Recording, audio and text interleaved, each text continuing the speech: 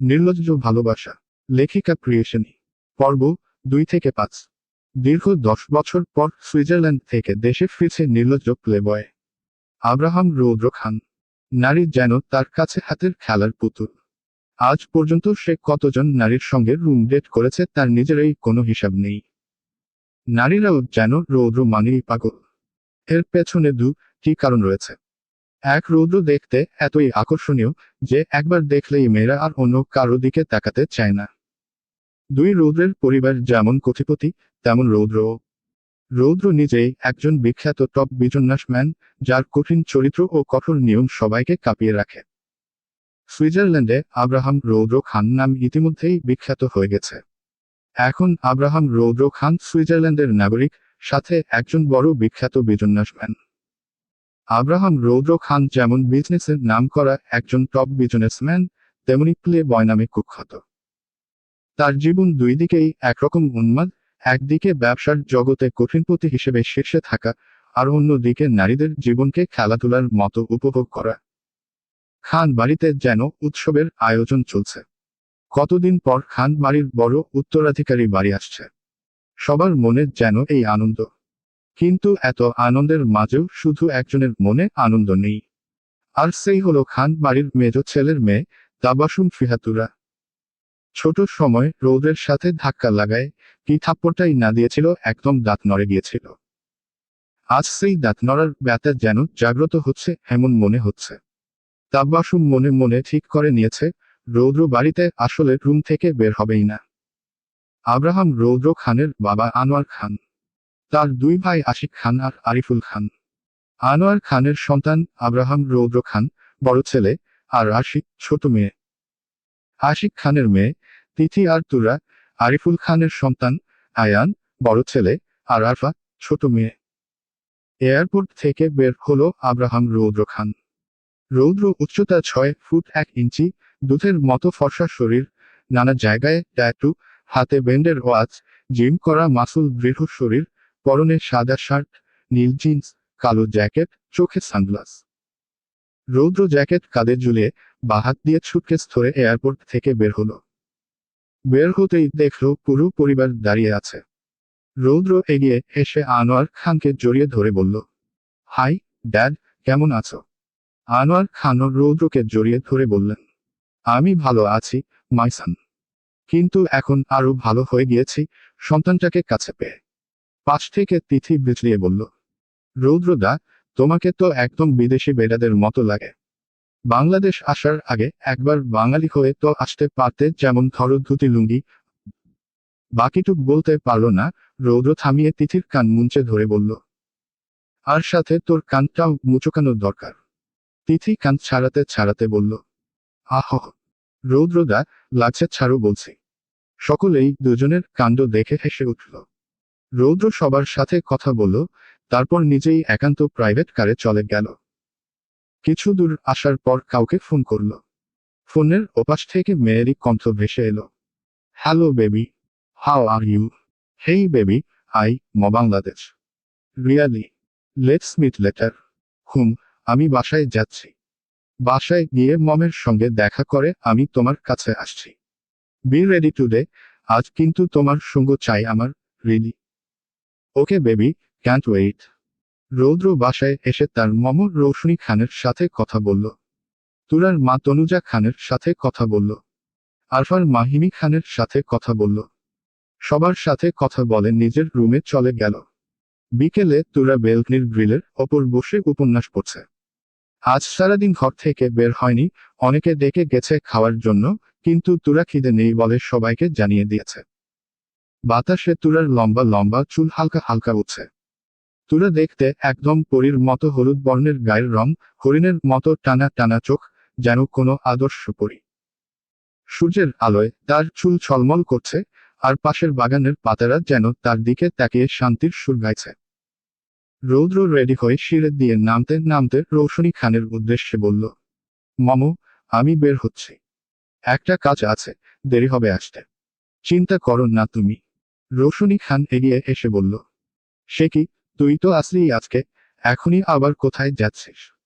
রৌদ্র রৌশনী খানের কাঁধ জড়িয়ে ধরে বলল, তোমার বৌমা আনতে যাচ্ছি। রৌশনী খান অবাক চোখে তাকাতেই রৌদ্র যেতে যেতে বলল, আমার একটা জরুরি কাজ আছে, তার জন্য যাচ্ছি। চিন্তা করো না, শেষ হলেই চলে আসব। রৌদ্র বাসা থেকে বের হয়ে আবার সেই মেয়েকে ফোন করল। ফোন কানে ধরে গাড়িতে উঠল, গাড়ি চালাতে শুরু করলো। ঠিক তখনই রৌদ্রের চোখ পড়ল একটা বেলকনির দিকে, যেখানে এক মেয়ে বসে আছে। তার লম্বা লম্বা চুল এলোমেলোভাবে উঠছে, পিছনের দিক দেখা যাচ্ছে। গায়ে কাঠালির রঙের চুড়িদার। এক মুহূর্তে রৌদ্র থমকে গেল। এমন কেশবতী মেয়ে, তাও তাদের বাড়িতে। কে এই মেয়ে? রৌদ্র জীবনে মনে হয় না এমন চুল আর কখনো দেখেছে। পরক্ষণেই রৌদ্র নিজে নিজেই ভাবল, যেই হোক তাতে আমার কি। রৌদ্র আর কিছু না ভেবে ধীরে ধীরে বাড়ির গ্রেট দিয়ে বেরিয়ে গেল। রাস্তায় হাওয়ার ছোঁয়া তার চুলে খেলছে। গাড়ি চলতে চলতে শহরের রোদ, ছায়া, গাছপালা আর পাশের সবকিছুর সঙ্গে মিলিয়ে যেন পুরো দৃশ্যটি এক ধরনের উত্তেজনা ও অদ্ভুত আকর্ষণ নিয়ে তার মনে জমে উঠল। রাতের বেলা খান বাড়িতে যেন হুল্লাহুলি শুরু হয়ে আছে।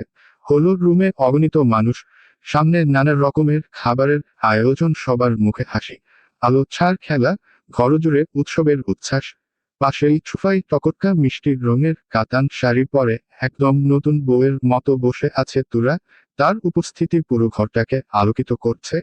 আলোয় তার চুলের ঝলক, চোখের দীপ্তি সবকিছু মিলিয়ে যেন স্বপ্নময় দৃশ্য তৈরি করছে। কারণ আজকে তুরাকে দেখতে এসেছে শিহাব চৌধুরী, নামকরা ছেলে বিজনেসম্যান, যে তুরাকে আগে থেকেই পছন্দ করত। তুরার কথা সে তার বাবা মাকে জানিয়েছে, এবং বাবা মাও জানিয়ে দিয়েছে খান পরিবারকে। ছেলে ভালো হওয়ায় খান পরিবারের আর কেউ তা মানা করতে পারল না। তবে জানিয়ে দিয়েছিল বাড়ির বড় ছেলে সুইজারল্যান্ড থেকে ফিরে আসার পর বিয়ে দিবে। এখন রৌদ্র যেহেতু এসে গেছে, তাই শিহাব আর দেরি করতে চাইল না, আজ রাতেই তুরার সঙ্গে এঙ্গেজমেন্ট করে রাখতে এসেছে। পুরো আয়োজন, আলো ছায়া, মানুষের হুল্লোড় সবকিছুর সঙ্গে মিলিয়ে পুরো দৃশ্য যেন এক রোমাঞ্চকর ও সুন্দর অনুভূতির প্রতিফলন ঘটাচ্ছে। সবার আড্ডার মাঝেই শিহাবের বাবা সকল পুরুষের উদ্দেশ্যে বললেন, তো ভাই, রৌদ্র তো এখনো আসছে না, আর কতক্ষণ লাগবে? পাশে থাকা আয়ান বারবার রৌদ্রকে কল করছে, কিন্তু রৌদ্র কল ধরছে না। আয়ান আনোয়ার খানের দিকে তাকিয়ে বলল, জেঠু ব্রো, কল ধরছে না, অনেকবার ট্রাই করেছি। আনোয়ার খান বিরক্ত হয়ে নিজের ফোন বের করে নিজের রৌদ্রের নাম্বারে কল দিল। এদিকে রৌদ্র সেই মেয়ে জেরিনের সঙ্গে রোমান্সে মেতে আছে। গাড়ির ভিতরে দুজনেই একে অপরকে জড়িয়ে ধরে লিপ কিস করছে। ফোন বারবার বাজতে দেখে জেরিন বিরক্ত হয়ে বলল, অফ, ফোন দিচ্ছে কে? ধরলে ধরো, না ধরলে বন্ধ করে রাখো। রৌদ্র বিরক্ত হয়ে ফোনটা হাতে নিয়ে দেখল তার বাবার নাম্বার থেকে কল এসেছে। মুহূর্তেই বুঝে গেল বাবার কোনো গুরুত্বপূর্ণ কারণ আছে। রৌদ্র মাথার চুল পিছনে ঠেলে জেরিনের দিকে বলল, বেবি, আমি এখন বাসায় যাচ্ছি। কাল হোটেলে যাব, আমি তোমাকে অ্যাড্রেস দিয়ে দিব। রৌদ্র জেরিনের কাছ থেকে বিদায় নিয়ে সোজা বাড়িতে চলে এলো। বাড়ির ভিতরে ঢুকতেই সে অবাক হয়ে গেল, ঘরে এমন তোলপাড়, সবাই যেন কোনো আনন্দ উৎসবের অপেক্ষায়। কয়েকজন হেসে তাকাচ্ছে, কারো হাতে চায়ের কাপ। আয়ান রৌদ্রকে দেখে সবাইকে দেখিয়ে বলল, ওই তো ব্রো, এসে গেছে। রৌদ্র কয়েক সেকেন্ড দাঁড়িয়ে সবকিছু লক্ষ্য করল। চারপাশের মানুষজনের হাসি, কৌতূহলী চাহনি আর উচ্ছ্বাস, সব মিলিয়ে মনে হলো যেন সে কোনো আলাদা জগতে ঢুকে এসে পড়েছে। আনোয়ার খান এগিয়ে এসে বলল, কখন থেকে তোকে কল দিচ্ছি, ধরছিলি না কেন? রৌদ্র ফোঁস করে শ্বাস নিয়ে বলল, একটা কাজে ছিলাম, ড্যাড। আচ্ছা, এত মানুষ কেন? রৌশনী খান এগিয়ে এসে হাসি মুখে বলল, ও মা, তোকে বলেছিলাম না, আমাদের তুরার জন্য একটা ভালো সমন্বয় হয়েছে। তুই আসলেই, আমরা বিয়ের কথায় এগোবো। এনারা তারাই। মুহূর্তেই রৌদ্র আবার সবার দিকে তাকালো। হঠাৎ তার চোখ পড়ল তুরার দিকে, যে একদম মাথা নিচু করে বসে আছে। তুরাকে দেখে মুহূর্তেই রৌদ্রের চোখ স্থির হয়ে গেল, অজান্তেই বুকের স্পন্দন কেঁপে উঠল। টানা টানা হরিণের মতো চোখ, ঠোঁটের কোণে ছোট একটা তিল যা একদম আকর্ষণ করে টানছে রৌদ্রকে। রৌদ্র হা করে এক ধ্যানে তাকিয়ে রইল তুরার দিকে, যেন চোখ সরাতেই ভুলে গেছে। মুহূর্তে রৌদ্রের মনে একটা অদ্ভুত অনুভূতি জন্মালো, মিশ্রিত বিস্ময়, আকর্ষণ এবং হালকা উত্তেজনা। মনে হলো তুরার সরলতার মাঝেই একটা রহস্য লুকিয়ে আছে, যা তার মনকে টানছে, কিন্তু কেন এমন হচ্ছে? খান বাড়িতে যেন মুহূর্তেই উৎসবের আমেজ নেমে এলো। সবার মুখে হাসি, চোখে আনন্দের ঝিলিক। তুরার বিয়ে ঠিক হলো, আংটিও পরিয়ে দেওয়া হলো। চারপাশে শুধু হাসি, শুভেচ্ছা আর উৎসবের গুঞ্জন। কিন্তু সেই আনন্দের মাঝেই একজনের মন যেন অজানা কিছুর টানে কেঁপে উঠছে। সে আর কেউ না, আব্রাহাম রৌদ্র খান, যাকে অনেকে প্লে বয় নামে চিনে এবং যে গল্পটা পড়ছেন সেও জানে। রৌদ্র নিজেও জানে না কেন এমন হচ্ছে। তুরাকে দেখার পর থেকে যেন নিজের ভেতরটা অলটপালট হয়ে গেছে। বুকের গভীর থেকে এক অচেনা তাড়না তাকে করে করে খাচ্ছে। মনে হচ্ছে তুরাকে একদম নিজের করে নিতে। পরের দিন বিকেলের রোদটা হালকা সোনালি হয়ে এসেছে। আকাশের একপাশে লালচে আলো, অন্য পাশে মেঘের ভাঁজে কোমল নীল আভা। তুরা নিঃশব্দে ছাদে চলে এলো। সারাদিনের ব্যস্ততা, অতিথিদের কোলাহল আর নিজের ভেতরের অস্থিরতা থেকে একটু মুক্তি চাইছে সে। তুরা ছাদের ধারে এসে গ্রিলের পাশে দাঁড়ালো। দূরে পাখিরা জোড়ায় উঠছে, বাতাসে গাছের পাতা মৃদু সুরে নড়ছে, সবকিছুতেই যেন একটা শান্ত ছোঁয়া। তুরা গভীর শ্বাস নিল, যেন নিজের মনটাকে একটু হালকা করে নিতে চায়। বাতাসের তুরার চুলগুলো এলোমেলো হয়ে উঠছে। সূর্যের শেষ আলো চুলের আগায় লেগে ঝিলিক দিচ্ছে, যেন আলো আর বাতাস মিলে তার চারপাশে এক নরম পর্দা বুনছে। পরনে জলপাই রঙের কামিজ, হালকা কাপড়টা বাতাসে দুলে উঠছে, তাকে যেন আরো নিরীহ, আরো মায়ামু করে তুলেছে। রৌদ্রের ফোনে নেটওয়ার্ক পাচ্ছিল না, তাই অফিসের গুরুত্বপূর্ণ কল ধরার জন্য ছাদের দিকে পা বাড়ালো। সুইজারল্যান্ড থেকে কল এসেছে, অফিসের নতুন প্রজেক্ট নিয়ে আলোচনা করার কথা। কাজের তাগিদে ছাদে উঠে ফোন কানে ধরল সে। কিন্তু কথা শুরুর আগেই তার চোখ হঠাৎ থেমে গেল। ছাদের কিনারায়, যেখানে এক মেয়ে দাঁড়িয়ে আছে, বাতাসে তার লম্বা চুলগুলো পাগলের মতো উঠছে। সূর্যাস্তের শেষ আলো চুলের ডগায় পড়ে সোনালি রঙে ঝলমল করছে, যেন বিকেলের নরম আলোয় কেউ তার চারপাশে সোনার আবরণ বুনে দিয়েছে। রৌদ্রর চোখ বিস্ময়ে থমকে গেল, পিছন দিক থেকেও চিনতে একটুও ভুল হলো না ওটা যে তুরা। সে অবাক হয়ে তাকিয়ে রইল। এই মেয়েটাকে তো সে ছোটবেলা থেকে দেখে আসছে, পরিবারের মতো, ঘরের একজন সদস্য হিসেবে। তাহলে আজ কেন মনে হচ্ছে তুরা যেন নতুন কেউ? কেন তার বুকের ভেতরটা অদ্ভুতভাবে কেঁপে উঠছে? বাতাসের প্রতিটি ঝাপটা, তুরার চুলের প্রতিটি নড়াচড়া, এমনকি তার নিঃশব্দ দাঁড়িয়ে থাকার ভঙ্গিটাও আজ রৌদ্রের মনে অচেনা আলোড়ন তুলছে। রৌদ্র নিজের মনকে বুঝাচ্ছে এটা শুধু মুহূর্তের ভুল, হয়তো সামান্য মোহ। কিন্তু যত বুঝাতে চায়, ততই মনে হয় কিছু একটা ভেতর থেকে টেনে ধরছে। ফোনের ওপাশে কেউ কথা বলছে, কিন্তু রৌদ্রর কানে কিছুই পৌঁছাচ্ছে না। তার চোখ আর মন পুরোপুরি বন্দি তুরার সেই স্নিগ্ধ অবয়বে। রৌদ্র ভাবতে থাকে, এটা কি কেবল তার নারী নেশার স্বাভাবিক অংশ, নাকি তুরা সত্যিই তার হৃদয়ের কোথাও গভীরে ছোঁয়া দিয়ে গেছে? সে তো অনেক মেয়ের সঙ্গে ছিল, অনেক হাসি, অনেক সম্পর্ক, কিন্তু কোনো মুখ, কোনো চোখ তাকে এমন ভাবে নীরব করে দিতে পারেনি যেমনটা তুরা করছে। রৌদ্রর বুকের ভেতর কেমন অচেনা ধুকপুকানি, চোখ সরাতে চায়, কিন্তু পারে না। তুরা যেন এই বিকেলের পুরো আলোটা নিজের চারপাশে টেনে নিয়েছে, আর রৌদ্র শুধু তাকিয়ে আছে, নিঃশব্দে, হারিয়ে গেছে এক অজানা আকর্ষণের ভেতরে। তুরা কিছুক্ষণ ছাদের ধারে নিঃশব্দে দাঁড়িয়ে থাকলো, বাতাসে উড়তে থাকা নিজের চুলের মাঝেও যেন সে কিছু একটা ভাবছিল। নিজের মনের অস্থিরতা, অজানা কোনো অনুভূতি হয়তো। কিছু সময় পর তুরা গভীর একটা শ্বাস নিয়ে ধীরে ধীরে ঘুরে দাঁড়ালো ছাদ থেকে নামার উদ্দেশ্যে। কিন্তু ঘুরতেই তার চোখ আটকে গেল এক জোড়া দৃষ্টিতে, যেখানে রৌদ্র দাঁড়িয়ে আছে আর তার দিকেই তাকিয়ে আছে। মুহূর্তেই সময় যেন থেমে গেল। তাদের চোখ একে অপরের সঙ্গে মিলল, আর সেই মিলনে যেন চারপাশের বাতাস ঘন হয়ে উঠল, নিস্তব্ধতা আরো ভারী লাগতে শুরু করল। রৌদ্রের চোখে ছিল এক অচেনা স্থিরতা, এমন দৃষ্টি যা তুরা আগে কখনো দেখেনি। আর তুরা তাকাতেই তার ভেতরটা যেন কেঁপে উঠল, আত্মা ছাদ করে উঠল ভয়, লজ্জায় নাকি অন্য কিছুর টানে, সে নিজেও জানে না। এক মুহূর্তের মধ্যেই তার নিঃশ্বাস আটকে গেল, বুকের ভেতর ধুকপুকানি এত বেড়ে গেল যে মনে হলো হয়তো শব্দটা বাইরে বেরিয়ে পড়বে। তুরা সাথে সাথে মাথা নিচু করে ফেলল, যেন দৃষ্টি সরাতে চায়, কিন্তু ততক্ষণে রৌদ্রর চোখে সে পড়ে গেছে পুরোপুরি। তুরা মনে মনে নিজেকে সামলে নিতে চেষ্টা করল। বুকের ভেতর কেমন যেন কাঁপুনি, তবুও সাহস জোগাড় করল। ভাবল, যতই ভয় পাক বা অস্বস্তি লাগুক, রৌদ্র তো পরিবারের একজন সদস্য। চোখের সামনে পড়ে গিয়েছে, কথা না বললে তা অস্বাভাবিক লাগবে। নিজের মনকে বুঝাতে বুঝাতে গভীর একটা শ্বাস নিল তুরা। বাতাসে এখনো তার চুলগুলো নরমভাবে উঠছে, মুখে হালকা উদ্বেগের ছাপ। তুরা ধীরে ধীরে পা বাড়িয়ে রৌদ্রর দিকে এগিয়ে এলো, যেন প্রতিটি পদক্ষেপে নিজের ভেতরের ভয়কে একটু একটু করে জয় করছে। রৌদ্র তখনও তার দিকে তাকিয়ে আছে, চুপচাপ, নীরব, কিন্তু চোখে এক অদ্ভুত গভীরতা। তুরা দাঁড়িয়ে থেমে গেল তার সামনে, হাত দুটো মুঠো করে ধরল, তারপর কাঁপা কাঁপা গলায় কথাগুলো বেরিয়ে এলো, যেন শব্দগুলোও ভয় পাচ্ছে উচ্চারিত হতে। র র রৌদ্র ভা ভা ভায়া, কেমন আছেন? শব্দটা বেরোতেই তুরা নিজেই চমকে উঠল। গলার স্বর যেন নিজের কানেই অচেনা লাগলো। বুকের ভেতরটা আরো জোরে ধুকপুক করতে লাগলো। চোখ নিচু করে দাঁড়িয়ে রইল সে, রৌদ্রর দৃষ্টি এড়াতে পারলেও তার সামনে দাঁড়িয়ে থাকার শ্বাসটা যেন আর ধরে রাখতে পারছে না। রৌদ্র তুরার কাঁপা কাঁপা কণ্ঠ শুনল, কিন্তু কোনো উত্তর দিতে পারল না। যেন শব্দগুলো কানে পৌঁছালেও মন পর্যন্ত পৌঁছায়নি।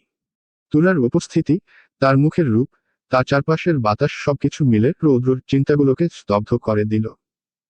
মনে হলো তুরার বলা সেই একটিমাত্র শব্দের নিচে লুকিয়ে আছে এক অদ্ভুত টান, যা তাকে নিজের ভেতরেই বন্দি করে ফেলেছে। তুরা রৌদ্রর থেকে মাত্র কয়েক ইঞ্চি দূরে দাঁড়িয়ে আছে। বাতাসে তাদের মাঝের দূরত্বটা যেন অদৃশ্য কোনো স্রোতে কাঁপছে। রৌদ্রর চোখ একটানা স্থির হয়ে আছে তুরার দিকে, তুরার মুখ, সেই টানা টানা হরিণের মতো চোখ, আর ঠোঁটের কোণে ছোট্ট সেই তিলটা যেন তুরার মুখে এক অন্যরকম জ্যোতি এনে দিয়েছে। সূর্যাস্তের আলো তুরার গাল ছুঁয়ে যাচ্ছে, তার চোখে ঝিলিক দিচ্ছে একটা নরম লাজুক আলো। রৌদ্রর মনে হলো সে হয়তো নিঃশ্বাস নিতেও ভুলে গেছে।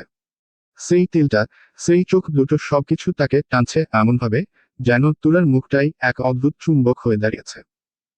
তার ভিতরে এমন এক অনুভূতি কাজ করছে, যা সে আগে কখনো বুঝেনি।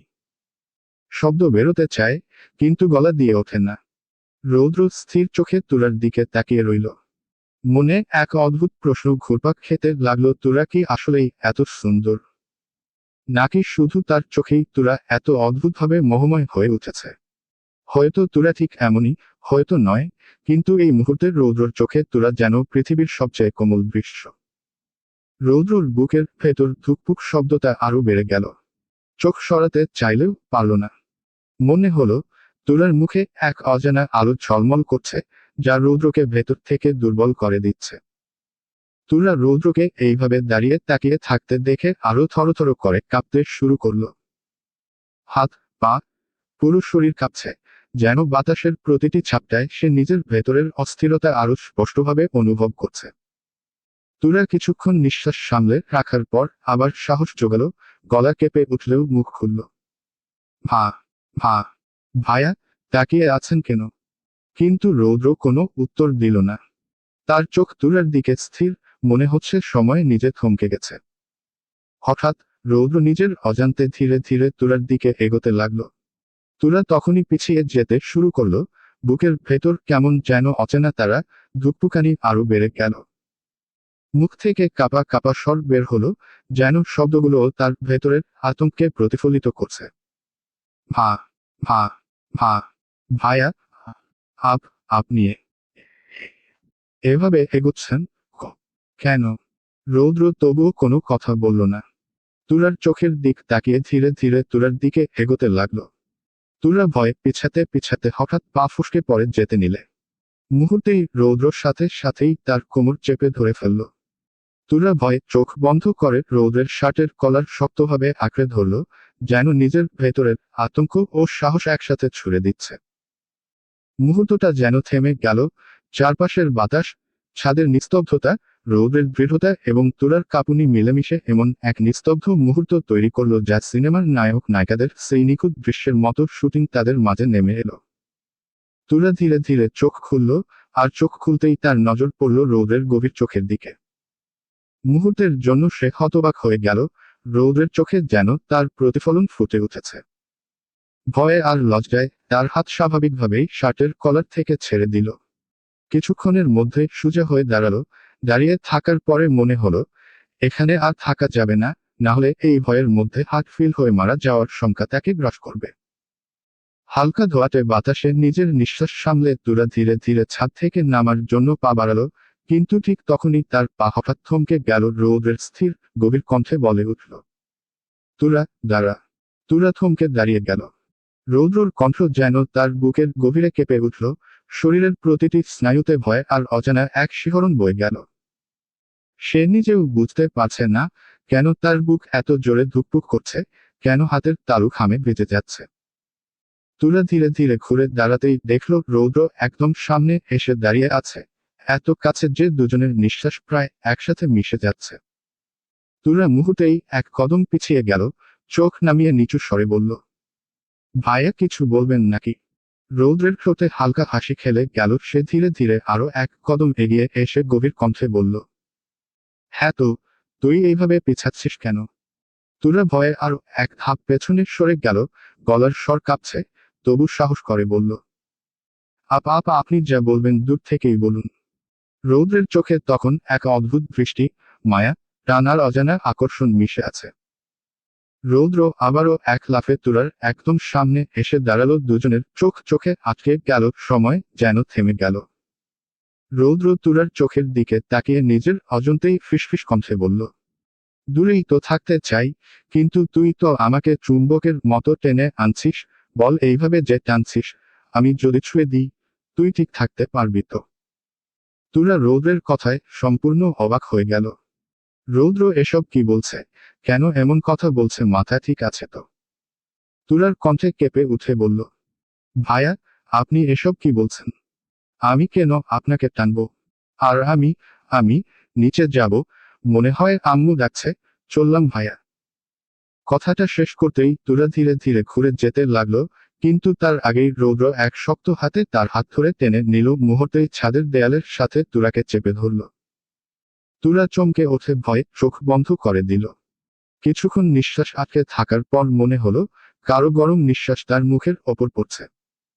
অজান্তেই ধীরে ধীরে চোখ খুলতে শুরু করলো। চোখ খুলতেই চোখে পড়ল রৌদ্র। রৌদ্রর চোখ যেন মাতাল, গভীর, এমনভাবে যে তুরা এক মুহূর্তের জন্য পুরোপুরি হঠক অনুভব করল। রৌদ্র তুরার দিকে এক ধ্যানে তাকিয়ে রইল। কোনো কারণেই নিজের মনকে থামাতে পারছে না। মনে হচ্ছে তুরার প্রতি তার আকর্ষণ এতটাই গভীর হয়ে যাচ্ছে যে সবকিছু ভীষণ শক্ত হয়ে যাচ্ছে। তুরা ভয়ে থরথর করে কাঁপতে লাগলো। তুরা ধীরে ধীরে সরে যেতে চাইল, কিন্তু রৌদ্রর বাহু থেকে বের হতে পারল না। তুরা আবার একটু নিচু হয়ে বের হয়ে যাওয়ার চেষ্টা করল। রৌদ্র ও তুরার সাথে নিচু হয়ে একইভাবে তার দিকে দৃষ্টি বজায় রাখল। কিছুক্ষণ এভাবে করার পর তুরা ধীরে ধীরে বলল, কণ্ঠে কেঁপুনি আর লাজুকতা মিশে, ভাইয়া, সমস্যা কি? এইভাবে ধরেছেন কেন? আমি নিচে যাব, প্লিজ, আমাকে ছাড়ুন, আমি ভয় পাচ্ছি আপনাকে। রৌদ্র তুরার কথায় নিঃশব্দে হালকা হেসে উঠল। রৌদ্র তুরার দিকে তাকিয়ে হালকা নিঃশ্বাস ফেলল। রৌদ্র সাথে সাথে তুরার মুখে নরম ফু দিল, যেন বাতাসের স্পর্শ দিয়ে তার কাছে থাকা অনুভব করাতে চাচ্ছে। তুরার সাথে সাথে চোখ বন্ধ করে ফেলল, লাজুক আর ভেতরটা কাঁপছে। রৌদ্র তুরার বন্ধ মাখা মুখের দিক তাকিয়ে হালকা হাসি নিয়ে নিজের অজান্তেই কোমল সুরে গান গাইতে শুরু করল। মন আমার তোর কিনারে, হারানো দিন দেখারে, সে তো আর মানছে না রে, এবার ভালোবাসতে আয়, তোর ছায় সঙ্গী হব, দুহাতে প্রেম কুড়ব। রৌদ্রর ঘর যেন এক অচেনা তাণ্ডবক্ষেত্রে পরিণত হয়ে আছে। রাগে, হতাশায় আর ভেতরের অজানা আগুনে তার শরীর জ্বলে যাচ্ছে। বুকের ভেতরটা যেন দাউ দাউ করে পড়ছে, মাথায় কিছুই কাজ করছে না। যার সামনে পাচ্ছে চেয়ার, বই, গ্লাস, টেবিলের উপর রাখা ফাইল সব ছুঁড়ে ফেলছে মেঝেতে, দেয়ালে, যেদিকে চোখ যাচ্ছে সেদিকেই ছুঁড়ে দিচ্ছে, যেন এই ভেতরের জ্বালা একটু প্রশমিত হয়। পর্দা বাতাসে উঠছে, টেবিল ল্যাম্পের আলো মাটিতে ভেঙে পড়ে ছড়িয়ে গেছে। তবু রৌদ্র থামছে না, তার নিঃশ্বাস ভারী হয়ে উঠেছে, কপাল ঘামে ভিজে গেছে। মনে হচ্ছে কেউ যেন তার ভেতরের নিয়ন্ত্রণটা ছিনিয়ে নিয়েছে, আর সে নিজের রাগে নিজেকেই ধ্বংস করে ফেলছে ধীরে ধীরে। রৌদ্র নিজের ভেতরের ঝড় সামলাতে না পেরে সে হঠাৎ আয়নার সামনে গিয়ে দাঁড়ালো। বুকের ভেতর ধুকধুক করছে, নিঃশ্বাস ভারী, চোখ লাগছে। দাঁত কিরমির করে তাকিয়ে আয়নার প্রতিফলনে নিজের মুখের দিকে ফিসফিস করে বলল, আব্রাহাম রৌদ্র খান কখনো কারো মায়ে পড়তে পারেন না, কখনো না। মেয়েরা শুধু আমার নেশা, বুঝলি? নেশা যা পুরনো হলে আর লাগে না। আর আমি কিনা আমার নিজের কাকতো বোন তুরার মায়ে পড়ছি। থু থু থু। রাগে নিজেই থুতু ফেললো মেঝেতে। বুকের ভেতরটা আরো ধুকপুক করতে লাগলো। হাত দিয়ে মাথার চুল পেছনে ঠেলে আয়নার খুব কাছে গিয়ে দাঁড়ালো। নিজের চোখের দিকে তাকিয়ে গলায় এক প্রকার বিদ্রুপ মিশিয়ে বলল, এই শুন রৌদ্র, তুই কারো মায়ে পড়িস নাই। ওইসব তোর নেশা, শুধু সময়ের খেলা। হ্যাঁ, তোরাও হয়তো তোর নেশার মধ্যে একজন পড়ে গেছে, এর বেশি কিছু না, বুঝলি? এর বেশি কিছু না। রৌদ্র নিজের মাথার চুল ধরে টানতে লাগলো। ছাদে তখন তুরার সঙ্গে যা হয়েছে তা মনে পড়তেই ভেতরে অদ্ভুত এক চাপ উঠছে। তুরার সাথে যে আচরণ করেছে সেটা কোনো সাধারণ স্বাভাবিক আচরণ না। যখন রৌদ্র বুঝতে পারে সে আসলে কি করছিল তখনই তার মাথায় যেন রক্ত চড়ে বসে। রৌদ্র রাগে দেয়ালে খুশি মারতে লাগলো। হঠাৎ ফোন বেজে উঠল। ফোনের স্ক্রিনে নাম দেখে রৌদ্রর রাগ ম্লান হয়ে গেল, মুখে হালকা হাসি ফুটল। ফোন রিসিভ করে কানে ধরতেই শুনল, সুইটহার্ট, কোথায় তুমি? আমি রেস্টুরেন্টে, প্লিজ একটু আসো, আমার তোমাকে দেখতে ইচ্ছে করছে। রৌদ্র বাঁকা হেসে জবাব দিল, ওকে বেবি, জাস্ট ওয়েট, আমি আসছি। আমার মাথা একটু নষ্ট, জানোই আমি কি করতে চাই। মেয়েটি হেসে ফেলল, বললে, আমার বাবু, তা নিয়ে চিন্তা করো না। তুমি ফার্স্ট রেস্টুরেন্টে আসো, আমি তোমার মাথা ঠান্ডা করে দিচ্ছি। ওকে বেবি, লাভ ইউ উম্মা। রৌদ্র ফোন ধরেই হাসতে হাসতে বলল, okay baby, you are my sweetheart. Now, আমি খুব শীঘ্রই আসছি। লাভ ইউ টু উম্মা। দুপুরের দিকে শিহাব আসলো, খান বাড়ির সবাইকে আনন্দে ভরে দিল।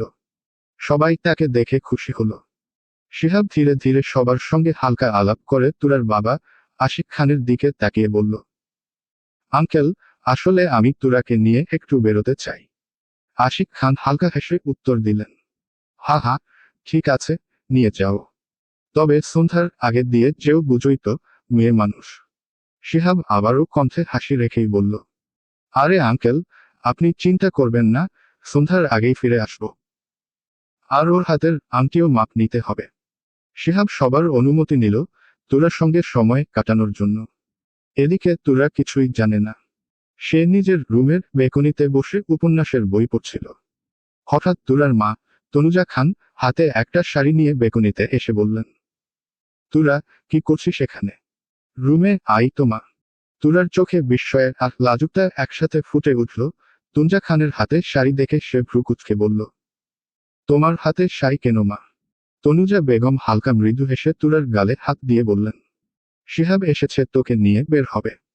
মুহূর্তের মধ্যে তুরার গাল লাল হয়ে গেল। লজ্জায় সে হালকা মাথা নিচু করে ফেলল। তনুজা খান তুরার লজ্জা মাখা মুখের দিকে তাকে কোমল হাসি নিয়ে বললেন, হয়েছে, থাক, আর লজ্জা পেতে হবে না। এখন আয় তো, এই শাড়িটা পরিয়ে সাজিয়ে দেই আমার পরি মেয়েটাকে। তনুজা খান ধীরে ধীরে যত্ন নিয়ে তুরাকে শাড়ি পরিয়ে দিলেন। শাড়ির কোমল কাপড়টি তুরার কাঁধে সুন্দরভাবে বসানো হলো। প্রত্যেকটা ভাঁজ সঠিকভাবে ঠিক করা হলো যেন তা তার রূপকে আরো উজ্জ্বল করে তুলছে। তুলার চুলের দিকে হালকা স্পর্শ দিয়ে তনুজা খান শাড়ির ধনুক ঠিক করলেন, ছোট্ট আংটি আর কানের দুল ঠিকভাবে সাজিয়ে দিলেন। তুলার চোখের লাজুকতা আর উত্তেজনার মিশ্রণ ফুটে উঠছে। তুলা আর শিহাব বাড়ির সবার কাছ থেকে বিদায় নিয়ে গাড়িতে উঠল। দুজনেই চুপচাপ বসে আছে, কোনো কথা বলছে না। শিহাব গাড়ি ড্রাইভ করছে, আর তুরা বাইরে তাকিয়ে আকাশ আর রাস্তার দিকে চোখ রাখছে। কিছুক্ষণ নীরবতার পর শিহাব হালকা কাশি দিয়ে বলল, কেমন আছো তুরা? তুরা শিহাবের কণ্ঠ শুনে চমকে গেল। হালকা মাথা দুলিয়ে বলল, ভালো, আপনি? শিহাব হেসে বলল, ভালো হবে না, নিজের পছন্দের লাইফ পার্টনারকে পাঁচশিকেই বা খারাপ থাকে বলো? লাজুক হয়ে তুরা সামান্য আবারও মাথা নিচু করল। গাড়ির ভিতরে তাদের টুকটাক কথা হলো, মাঝে মাঝে রাস্তার আলো এবং গাড়ির হালকা শব্দ ছাড়া নীরবতা ছিল। শিহাব গাড়ির রেস্টুরেন্টের সামনে থামালো।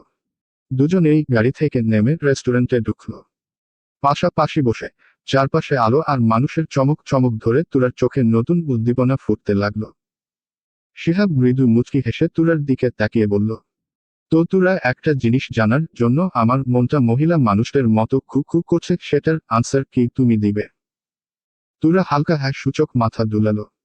শিহাব সাথে সাথে গলা খাক্কারি দিয়ে বলল, আচ্ছা তুরা, আমাকে তোমার কেমন লেগেছে? তুমি কি নিজে থেকেই এই বিয়েতে রাজি নাকি পরিবারের সিদ্ধান্তে রাজি হয়েছ? তুরা কিছুক্ষণ থেমে ভেবে কিছু বলার চেষ্টা করল। এখন তার বিয়ে করার কোনো ইচ্ছে ছিল না, তবে বাবার প্রতি সম্মান দেখাতে চেয়ে রাজি হয়ে আছে।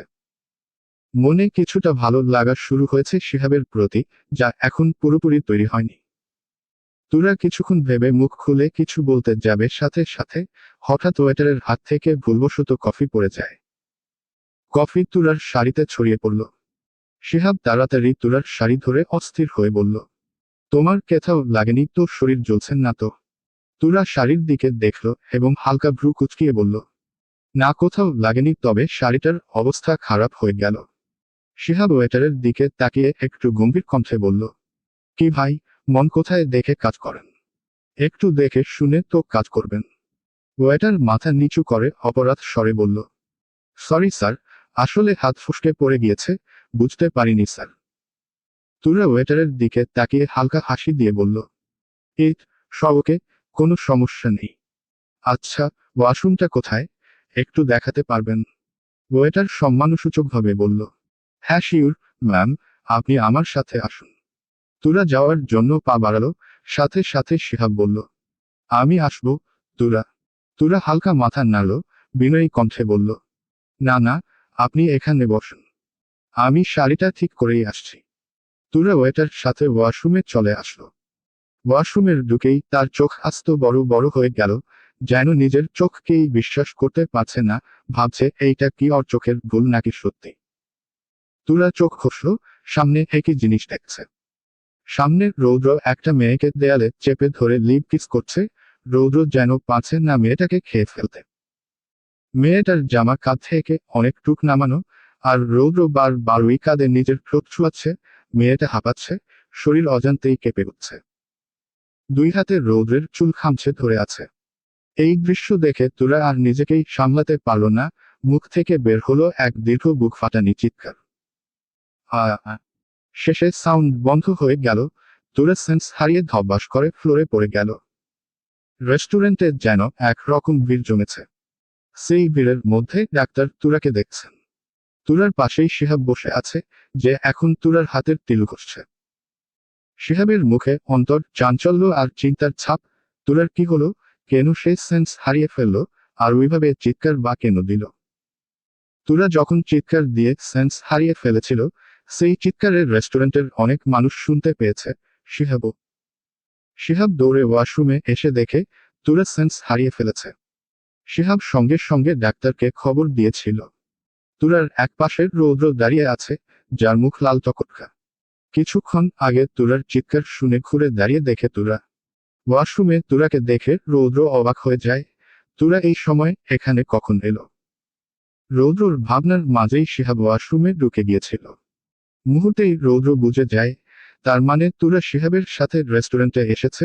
রৌদ্রের কেমন জানি জেলাসি ফিল হয়।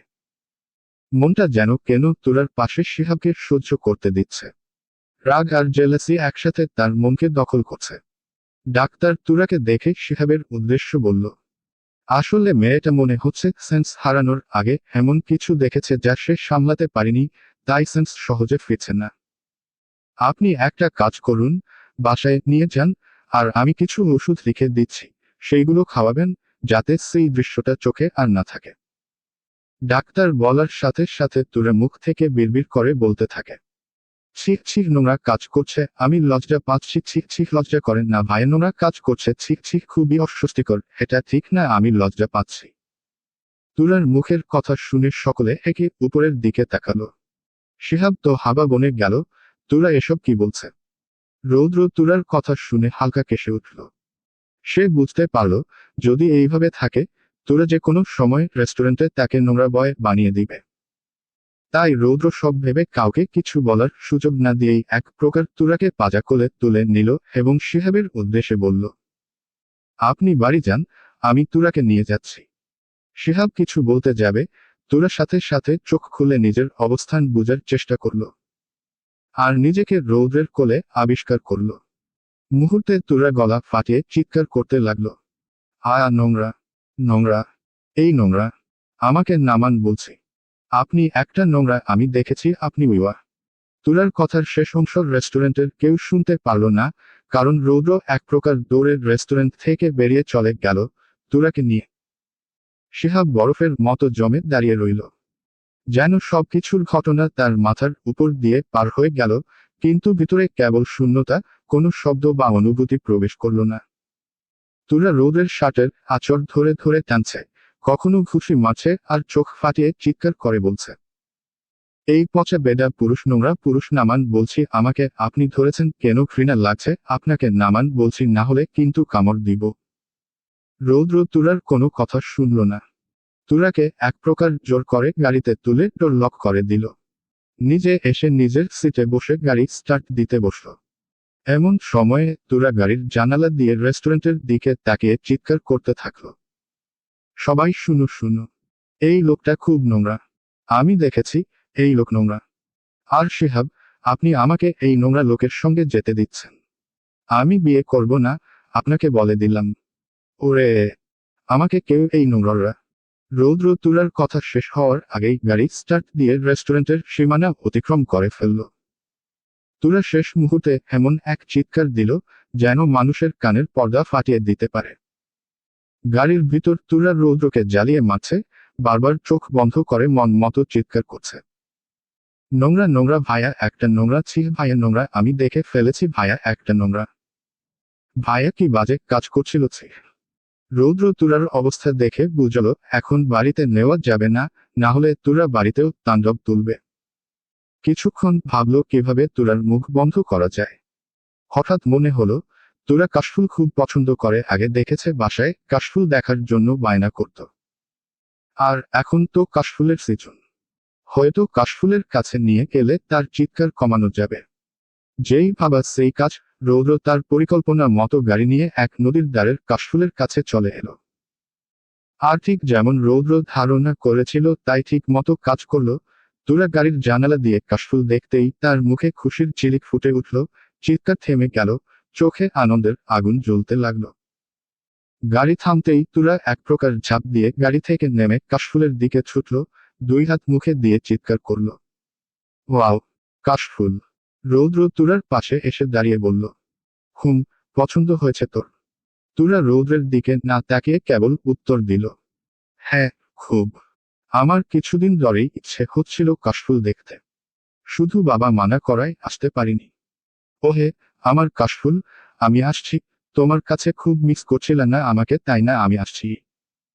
কথাটা বলতেই তুরা দৌড় দিল, একবারে কাশফুলের ভিতরে ঢুকে গিয়ে খুশিতে আত্মহারা হয়ে নাচতে লাগলো। তুরার খুশি নেই যে তার এই আনন্দের কাণ্ড কারো বুকের ঝড় তুলে দিচ্ছে। আর সেই ব্যক্তিটা আর কেউ নয়, স্বয়ং আব্রাহাম রৌদ্র খান। রৌদ্র তুরার এই হাসি, এই খুশি দেখে যেন তার বুকের পৃথিবী কেঁপে উঠল। তুরার প্রতিটি পায়ের তাল, ঠোঁটের কোণে ফুটে থাকা হাসি, সবকিছু যেন রৌদ্রের বুকে সরাসরি তীরের মতো লাগলো, হৃৎপিণ্ডে অদ্ভুত এক স্পন্দন তৈরি করল। চোখের সামনে তুরার আনন্দ, মৃদু লাজ আর খুশির ঝিলিক সব মিলিয়ে রৌদ্র যেন মুহূর্তের মধ্যে বন্দী হয়ে গেল। আর এই হাসির কোনো প্রতিসাধন সে চাইছিল না, শুধু চোখে রাখতেই হলো। রৌদ্র তুরার দিকে তাকিয়ে হঠাৎ কণ্ঠে কেঁপে ওঠা ভাব প্রকাশ করল, আমার কি হচ্ছে? আমি তুরাকে দেখে কেন এমন থেমে যাচ্ছি? কেন আমার তুরাকে এত ভালো লাগছে? ওকে দেখলে আমার বুক কেঁপে ওঠে, স্পন্দন কেঁপে ওঠে। কেন ওকে দেখলে আমি দুর্বল হয়ে যাই? কি আছে এই তুরার মধ্যে, যা আমাকে এত দুর্বল করে তুলছে? মুহূর্তেই রৌদ্র নিজের মাথায় হাত বোলাতে বোলাতে চুল টেনে ধরল, যেন নিজের মনকে খুঁটিয়ে খুঁটিয়ে যাচাই করতে চাইছে, নিজের অনুভূতির গভীরে নামতে চাইছে। এই অদ্ভুত দুর্বলতা, এই অচেনা উত্তেজনা, এই এক ধরনের তাড়না যা তার ভিতরে আগে কখনো অনুভব হয়নি, যা এখন তুরাকে দেখার পর থেকে হচ্ছে। রৌদ্র নিজের ভেতরে নিজের সাথেই লড়ছে, ঠোঁট নড়ছে ধীরে, চোখে কাশফুলের আলোছা, কিন্তু মনের ভেতর এক প্রচণ্ড অস্থিরতা। সে নিজের মনকে উদ্দেশ্য করে নিচু গলায় বলে উঠল, আমার মন, তুই যে তুরাকে চাইছিস, তুরা কি তোকে চাইবে? তুই তো কত মেয়ের সঙ্গে নিজের অস্তিত্ব নষ্ট করেছিস। এবং কি আজ তুই তুরার সামনেও একটা নোংরা লোকে পরিণত হলি? আমি তো ওকে এই কাশফুলে নিয়ে এসেছি শুধু এজন্য, যেন ও আমাকে আর নোংরা না বলে, আমার আসল রূপটা যেন ডেকে থাকে। তাহলে এখন কেন আবার ওর দিকেই টেনে নিচ্ছিস বল? আমি যদি সত্যি ওর প্রতি আসক্ত হয়ে চাই, তাহলে তো আমি শুধু নিজের ভালোই চাইব। ওর কি ভালো হবে না খারাপ হবে সেটা আমি দেখব না। প্লিজ আর তাকাস না ওর দিকে, শান্ত হ, এইখানেই থেমে যা। এই চোখ দুটোকে আটকিয়ে দে, বন্ধ করে দে এখানে, তুরার দিকে আর তাকাস না, রৌদ্র, না তাকাস। এই কথাগুলো বলতে বলতে রৌদ্রের গলা কেঁপে উঠল, বুকের ভিতরটা ভারী হয়ে উঠল। যেন নিজেরই ভিতরে ডুবে যাচ্ছে, নিজের মনকে বুঝাতে চায়, কিন্তু মনটা যেন তুরার হাসির আলোয় প্রতিবার নতুন করে জেগে তুলছে। রৌদ্র ধীরে ধীরে তুরার দিকে এগোতে লাগলো। প্রতিটি পদক্ষেপে বুকের ভিতর ধুকধুক শব্দটা আরো জোরে বাজছে। কাশফুলের কোমল সাদা ঢেউয়ের মাঝ দিয়ে এগিয়ে যেতে যেতে সে তুরার পিছনে এসে দাঁড়ালো। তুরা তখন কাশফুলের মুগ্ধ, কখনো ঝুঁকে ছুঁয়ে দেখছে, কখনো বাতাসে ওড়ানো তুলোর মতো ফুলগুলো ধরার চেষ্টা করছে। হঠাৎ তুরা পিছন ফিরে তাকাতেই রৌদ্রকে এতটা কাছে দেখে সে চমকে উঠল, এক ধাপ পেছনে সরে গিয়ে কেঁপে ওঠা কণ্ঠে বলল, নোংরা আপনি? থুক্কু ভায়া, আপনি এইখানে? রৌদ্র কোনো উত্তর না দিয়ে ধীরে ধীরে আরো কাছে এগিয়ে এলো। চোখের গভীর দৃষ্টিতে তুরার চোখে চোখ রেখে শান্ত অথচ ভারী গলায় বলল, কেন তুরা আমাকে এইভাবে টানছিস বল? তুরা, আমি যদি একবার তোর টানে চলে আসি তাহলে তুই ঠিক পারবি তো? তুরা কিছুই বুঝে উঠতে পারল না, শুধু অবাক হয়ে তাকিয়ে রইল। মনে হলো রৌদ্রের মুখের প্রতিটি শব্দ যেন কোনো অজানা ভাষায় বলা। তার ভাবনার মাঝেই রৌদ্র আরো এক ধাপ কাছে এলো। তাদের নিঃশ্বাস প্রায় একে অপরের গালে ছুঁয়ে যাচ্ছে। রৌদ্র এবার আরো গভীরভাবে তাকিয়ে বলল, কি হলো, চুপ করে আছিস কেন? বল, কেন আমার বুকের ঝড় তুলে দিচ্ছিস? কেন আমাকে এতটা দুর্বল করে দিচ্ছিস? তুরা হঠাৎ থমকে গেল। এক মুহূর্তের জন্য তার চোখে ভয় আর বিস্ময়ে একসাথে ভেসে উঠল। তারপর ধীরে ধীরে এক ধাপ পিছিয়ে গিয়ে অবাক কণ্ঠে বলল, ভায়া, আপনি এসব কি আবুল তাবুল কথা বলছেন? আমার ভয় লাগছে আপনাকে। এই কাশফুলে আপনাকে আবার কোনো পেতনি টুতনি ধরল না তো? বলেই তুরা ফিক করে হেসে উঠল একটা শিশুসুলভ দুষ্টু হাসি। যেন রৌদ্রের গভীর কথাগুলো তার কাছে কেবলই এক মজার কৌতুক, কিন্তু সেই হাসিটাই আবার রৌদ্রের বুকে নতুন এক স্বর তুলল। রৌদ্রে ধীরে ধীরে তুরার দিকে এগোতে লাগলো। তুরা রৌদ্রের ভেতরের সেই দৃষ্টি দেখে এক ধাপ, তারপর আরেক ধাপ পিছাতে লাগলো। কিন্তু রৌদ্র থামল না, সে যেন নিজের নিয়ন্ত্রণ হারিয়ে ফেলেছে। তার কণ্ঠটা ভারী হয়ে উঠল, নিঃশ্বাস গরম হয়ে উঠল চারপাশের বাতাসের মতো। ধীরে ধীরে তুরার দিকে এগোতে এগোতে সে বলল, আমার ভিতরে কোনো পেতনি ভর করেনি, করেছিস তুই। তোর মতো পেতনি আমার উপরে ভর করেছে, যা আমাকে দুর্বল করে দিচ্ছে। আর যদি তুই ভাবিস আমার ভিতরে কোনো পেতনি প্রবেশ করেছে, তাহলে তুই কান খাড়া করে শুনে রাখ, ওই পেতনিটা আর কেউ না, তুই। কথা শেষ করার মুহূর্তেই তুরা পিছাতে পিছাতে রাস্তার সীমা অতিক্রম করে নদীর কিনারায় এসে দাঁড়িয়েছে, কখন সে টেরই পায়নি।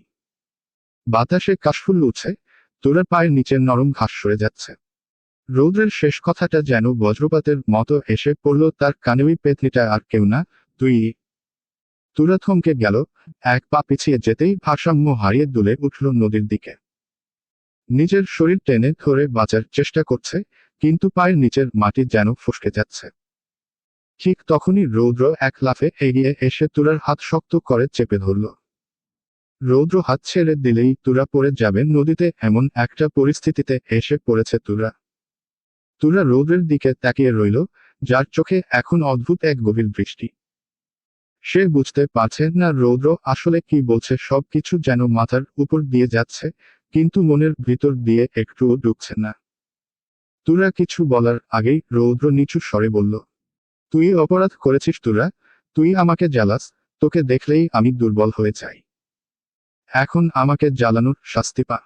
কথাটা বলেই রৌদ্র হঠাৎ তুরার হাত ছেড়ে দিল, আর তুরার সাথে সাথে পানিতে ভিজে দুজনই চুপচাপ হয়ে গেছে, রৌদ্র আর তুরা। কিছুক্ষণ আগে রৌদ্র যখন তুরার হাত ছেড়ে দিয়েছিল, তখন তুরা কোনো রকমে তার হাত ধরে ফেলেছিল আর রৌদ্রকে নিয়েই নদীতে ঝাঁপিয়ে পড়েছে। গাড়ির ভিতরে এখন দুজনই চুপচাপ। তুরা একমনে জানালা দিয়ে বাইরে তাকিয়ে আছে, আর রৌদ্র একমনে গাড়ি চালাচ্ছে, চোখ পথের ওপর, কিন্তু মন এখনো নদী আর তুরার সঙ্গে আটকে।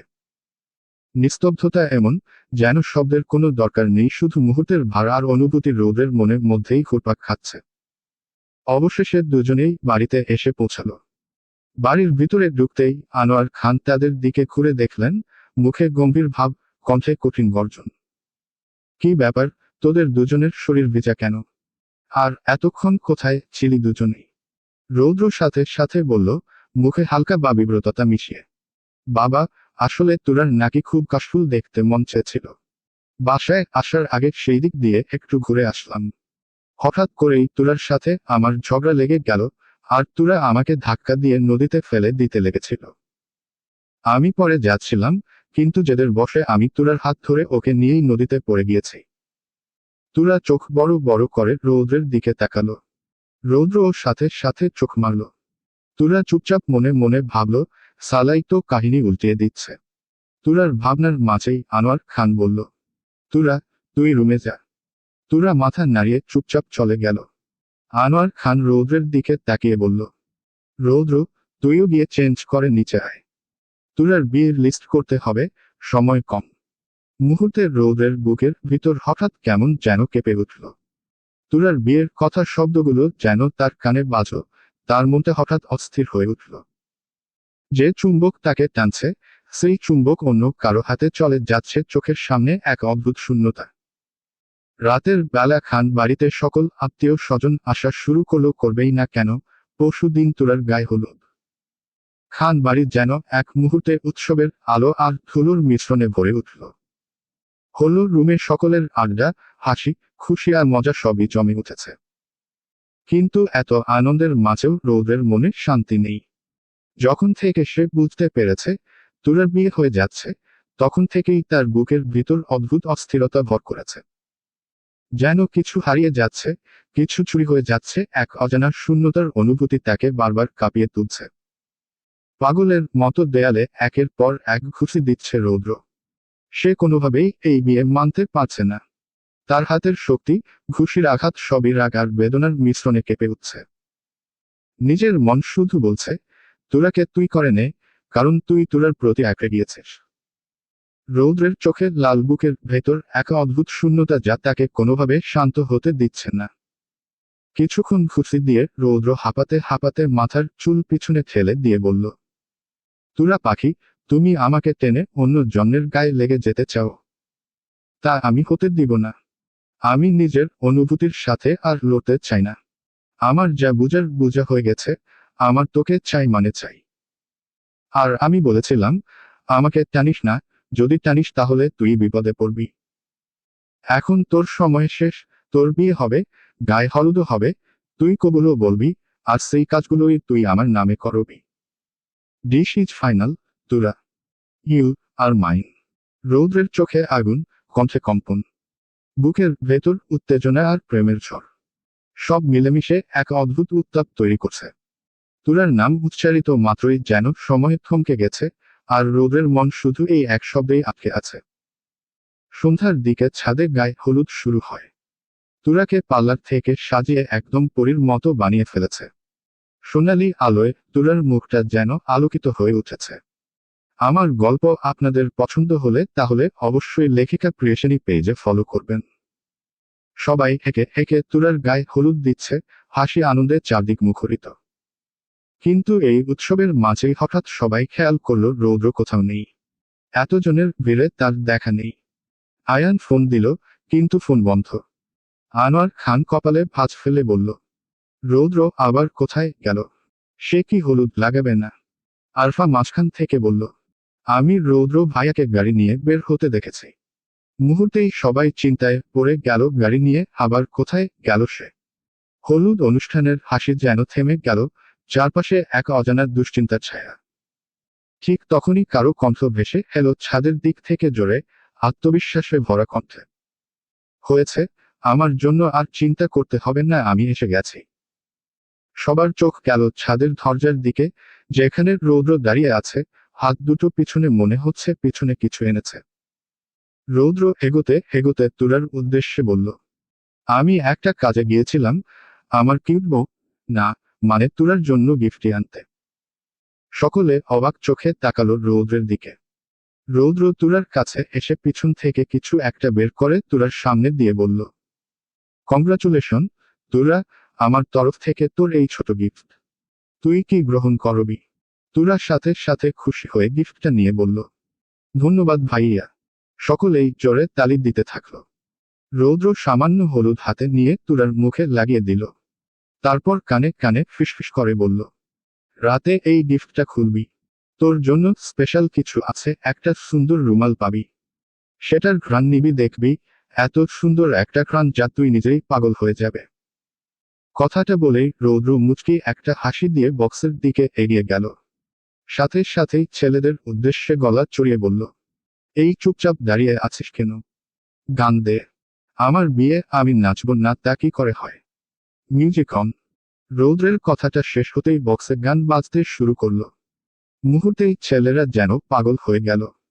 কেউ হাত উঁচু করে, কেউ ব্যাঙের মতো লাফাতে লাফাতে নাচতে শুরু করলো।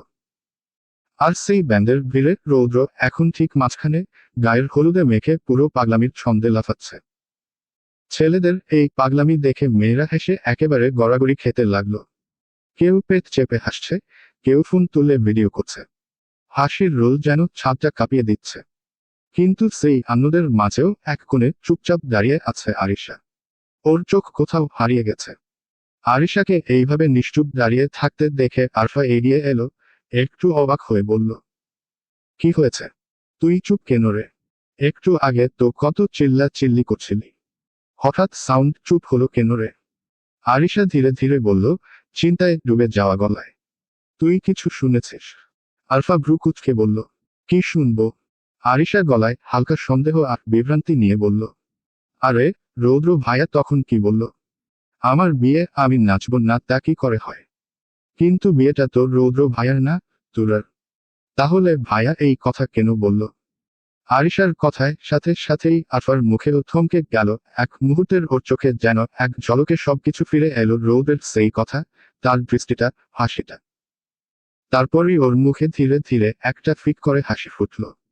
আরে ভাইয়া হয়তো মজা করে বলেছে। তুই শুধু শুধু এইটা নিয়ে ভাবছিস। চল, এখন তুরার ওইখানে যাই না, সবাই তো আনন্দে মেতে উঠেছে। বলেই আরফা হাত ধরে আরিশাকে টেনে নিয়ে গেল তুরার দিকে। ছেলেরা এখনো নাচছে। কেউ জোরে চেঁচাচ্ছে, কেউ সিটি বাজিয়ে আকাশ মাথায় তুলছে। কারো শার্টে হলুদের ছোপ, কারো গায়ে ঝলমলে আলো ঝলকাচ্ছে। ছাদের বাতাসে এখন হাসির শব্দ, গানের তালে মাটির হালকা কম্পন, আর তার মাঝখানে তুরা গায়ে শুধু ফুলের মালা, গালে হলুদের ছোঁয়া, ঠোঁটে একরাশ লাজুক হাসি। পুরো ছাদটা যেন এক মুহূর্তে আনন্দের রঙিন হয়ে উঠল, কিন্তু কোথাও এক কোণে বাতাসের সাথে মিলিয়ে গেল একটুখানি অজানা অস্থিরতা, যা শুধু রৌদ্রের মনেই ভেসে উঠছে। সবার আনন্দের নাচার মধ্যে রৌদ্রের চোখে যেন কেবল একটাই দৃশ্য, তুরার মুখ। চারপাশের হাসি, গান, আলো সব মিলেমিশে যেন তুরাকেই ঘিরে আছে। গায়ের হলুদের আলোয় তুরার মুখটা একদম পরীর মতো লাগছে। চোখ নিচু, ঠোঁটে হালকা লাজুক হাসি, গালে একটু হলুদের ছোঁয়া, আর সেই নিঃশব্দ সৌন্দর্য যেন রৌদ্রের বুকের ভেতর তোলপাড় করে দিচ্ছে। রৌদ্র গভীর দৃষ্টিতে তাকিয়ে মনে মনে বলল, পাখি, এইভাবে লজ্জা পাস না, না হলে আমি আরো শেষ হয়ে যাব।